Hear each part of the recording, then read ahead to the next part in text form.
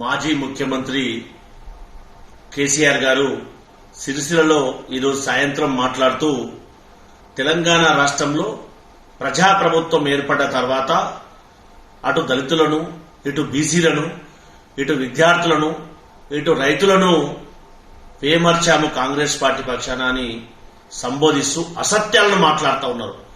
ఎందుకు అసత్యాలు అంటే 9.5 సంవత్సరాల నుంచి రైతులను ఓన్లీ వారికి రైతు రుణమాఫీ చేయకుండా, రైతు ఇన్పుట్ సబ్సిడీ ఇవ్వకుండా, రైతు పనిముట్లు ఇవ్వకుండా రైతులను దేశంలో ఏ రాష్ట్ర ప్రభుత్వం చేయనట్టుగా ఖమ్మం జిల్లాలో మిర్చి రైతులు వారి యొక్క పండించినటువంటి పంటకు వారు సరైనటువంటి మద్దతు ధరను అడిగితే వారు మిర్చి యార్డు పైన దాడి చేస్తే మీ ప్రభుత్వము, మీ పోలీస్ అధికారులు అక్కడ ఉన్నటువంటి 10 మంది రైతులను బేడీ లేచి జైల్లో పెట్టినటువంటి దాఖలాలను మర్చి మాట్లాడడం సిగ్గుచేటని కాంగ్రెస్ పార్టీ పక్షాన మీకు విజ్ఞప్తి చేస్తా ఉన్నాం. దాంతోపాటు ఎవరైతే బీసీ విద్యార్థులు ఓవర్సీస్ లోన్ల కోసం మీకు అప్లికేషన్లు పెట్టుకుంటే సంవత్సరాల కొద్దీ అవి మురిగిపోతా ఉంటే ఒక పేద కుటుంబం నుంచి వచ్చినటువంటి ఒక తండ్రి మిమ్మల్ని సూర్యాపేటలో అడిగితే వారిపైన ఎఫ్ఐఆర్ బుక్ చేపించి జైల్లో పెట్టినటువంటి ఘనత మీది కాదా అని మీరు ఒక్కసారి ఆత్మ పరిశీలన చేసుకోవాలి. దాంతో పాటుగా సిరిసిల్ల జిల్లాలో మీరు ఎక్కడైతే మాట్లాడారో అక్కడ మీ పక్కనటువంటి మీ సుపుత్రులు మాజీ మంత్రివర్యులు ప్రాతినిధ్యం వహిస్తున్నటువంటి నేరెలలో ఇసుక మాఫియా దళితులను ఇసుక లారీలతో తొక్కిచ్చి వారిని చావుకు కారణమైంది మీరు కాదా ఒక్కసారి ఆత్మ పరిశీలన చేసుకోవాలి. దాంతో పాటు వాళ్లకు బేడీ లేచి వాళ్ళను చెరసాలో ఉంచింది మీరు కాదా అని మాట్లాడడం ఒక్కసారి మీరు గతం మర్చి వాస్తవాలను మర్చి అబద్ధాన్ని 100 సార్లు చెప్తే నిజమైతుందని మీరు ఊహించి మాట్లాడడం సమంజసం కాదు అని కాంగ్రెస్ పార్టీ పక్షాన మీకు విజ్ఞప్తి చేస్తా ఉన్నాం. దాంతో పాటు మీరందరూ కూడా ఎప్పుడైతే మీరు గతంలో అధికారంలో ఉన్నప్పుడు మాజీ ముఖ్యమంత్రిగా ఉన్నప్పుడు ఎప్పుడైనా SC, ST, BC, minority, EBC విద్యార్థులకు అందవలసినటువంటి ఎవరైతే 12,53,000 మంది అర్హులైనటువంటి స్కాలర్షిప్ల పైన ఎప్పుడైనా రివ్యూ చేశారని ఆత్మ పరిశీలన చేసుకోవాలి.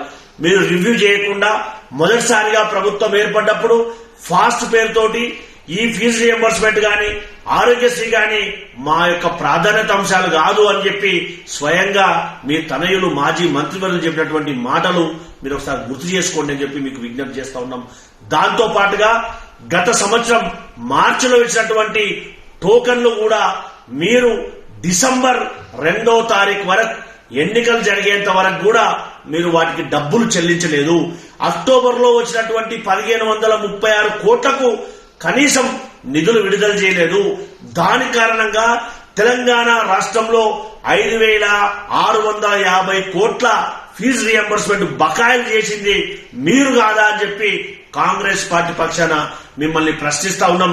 ఇప్పుడు మీరు సౌత్ ప్రేమ విద్యార్థుల పైన కార్వడానికి మీరు మాట్లాడడం సిగ్గుచేటు అని చెప్పి కూడా మీకు విజ్ఞప్తి చేస్తా ఉన్నాం.